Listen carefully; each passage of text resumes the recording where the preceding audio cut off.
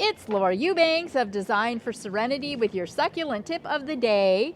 We are in La Mesa at a installation that we did, I don't know, 7 years ago, I think.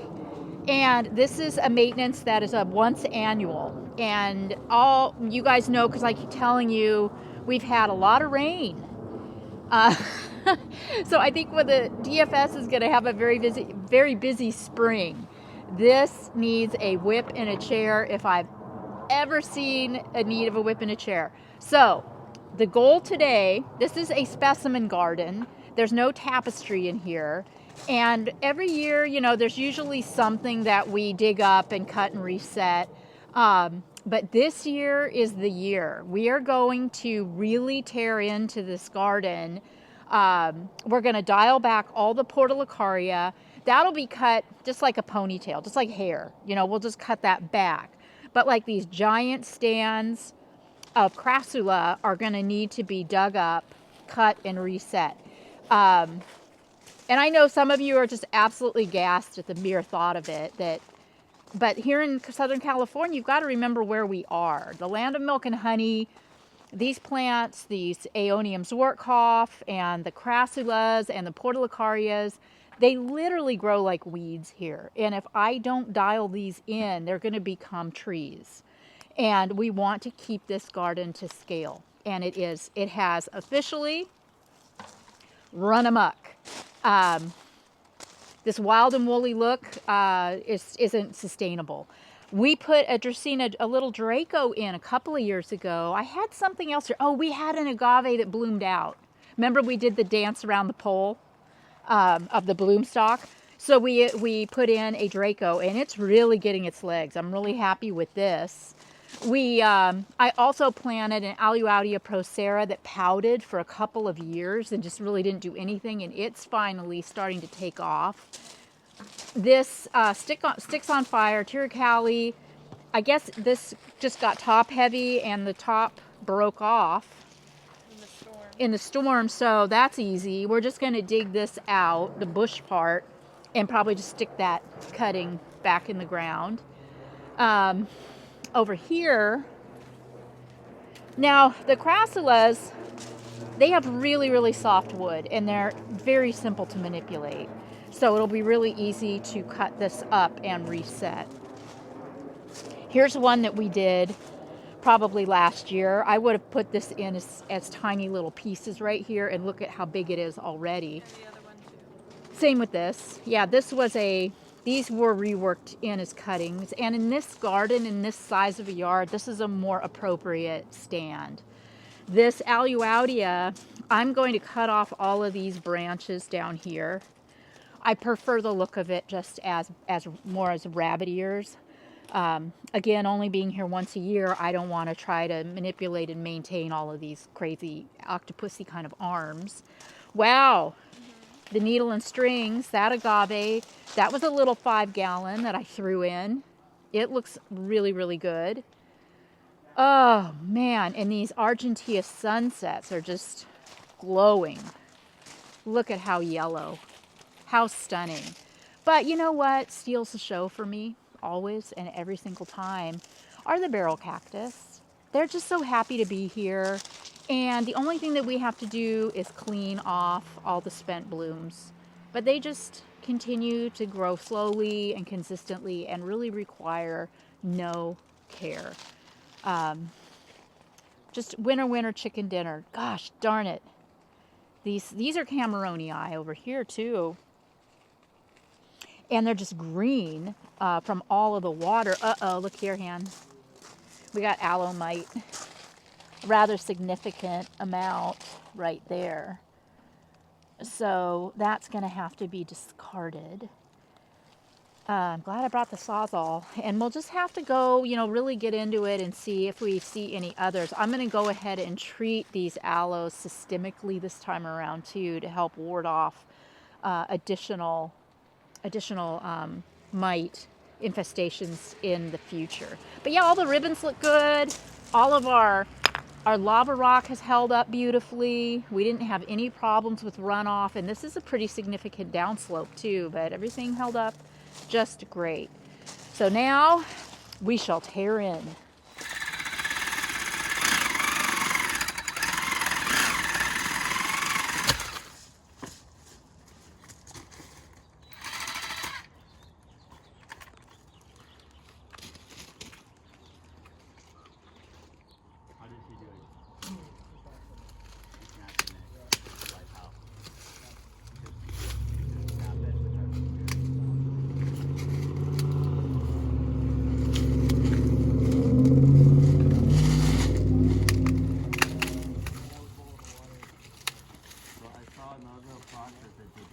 You can use your clippers now too if you want. You don't.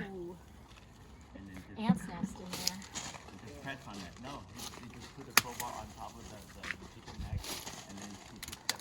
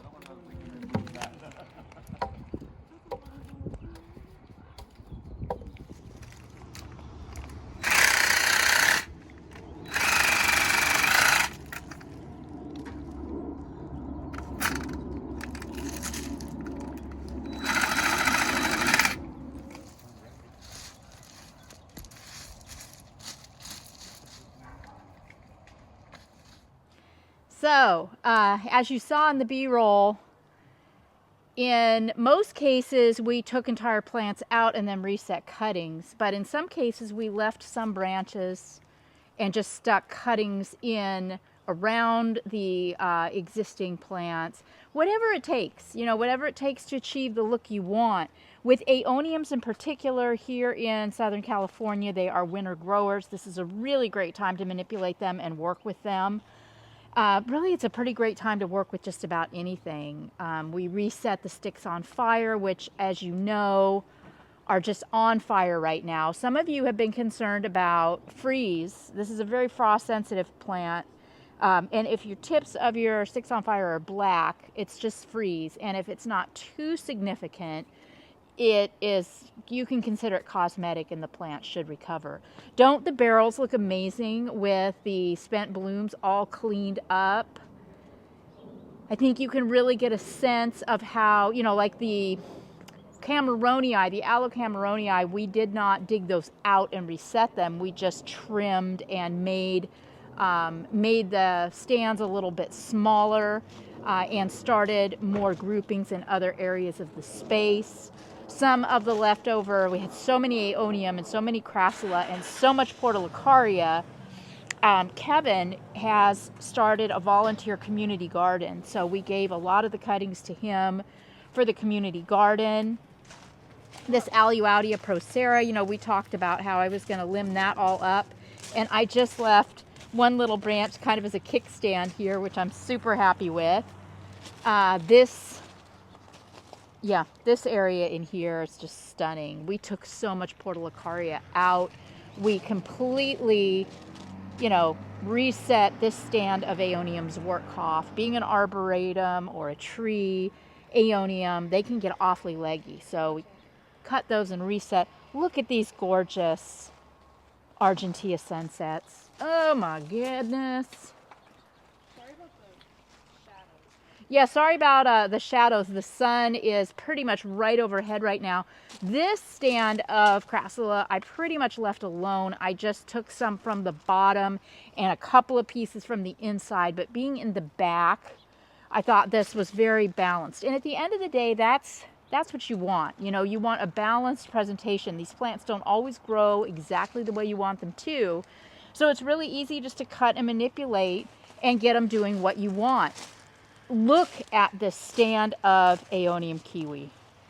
I mean, this is at least 8 feet across. At least. And it reverted. Here's a Haworthia coming out from the kiwi. Of course, the Haworthia doesn't have all the yellow elements. It's just a green, and it's just unreal. I mean, it's absolutely unreal. I'm so thrilled too. Hi, Judy. This Dracaena Draco is just making me so happy. It's really, really taking off. Yes, and over here in the cactus area, I cleaned up all of the rubble. Taking those home. And I took, I limbed up the Pilosoceras because that branch was starting to infringe on the walkway. So got rid of that. That will callus up, and we should get some new little branches down here at the bottom. I really want to keep this growing that way, if at all possible. The Ming thing looks amazing. And let me show you guys this little miracle. I know, I've been watching it. Isn't this awesome? This Aeonium, I don't know how this happened, but it is literally growing through a crack in the brick wall. I mean, it is in there, guys. It is just absolutely in there. Isn't that the cutest thing you have ever seen? Unbelievable. So, once annual maintenance here at May Reed's in La Mesa.